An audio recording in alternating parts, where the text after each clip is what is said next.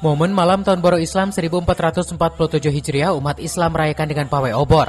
Tradisi ini mempersatukan umat muslim seluruh elemen masyarakat di 13 RW Desa Ciherang, Kecamatan Dramaga, Kabupaten Bogor.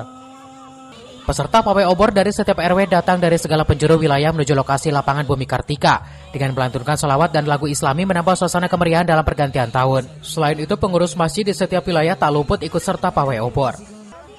Peringatan Hari Besar Islam menjadi agenda tahunan bagi Desa Ciherang yang bekerja sama dengan Majelis Ulama Indonesia Desa Ciherang.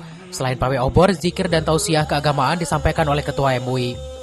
Memang ini sudah agenda tahunan, di mana kepemimpinan Desa Ciherang dengan MUI itu eksis dalam kegiatan hari besar.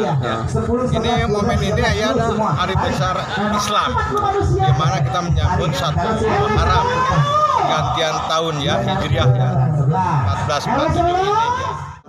Tahun Baru Islam ini menjadi bagian momentum untuk membangkitkan semangat berhijrah, semangat mengembalikan diri, semangat menahan diri, dan semangat untuk membangun bangsa, khususnya Desa Ciherang. Itu tujuan utama, mempersatukan umat antara ulama, para tokoh, aparatur pemerintah. Kita jalin menjadi satu kesatuan yang tidak bisa terpisahkan.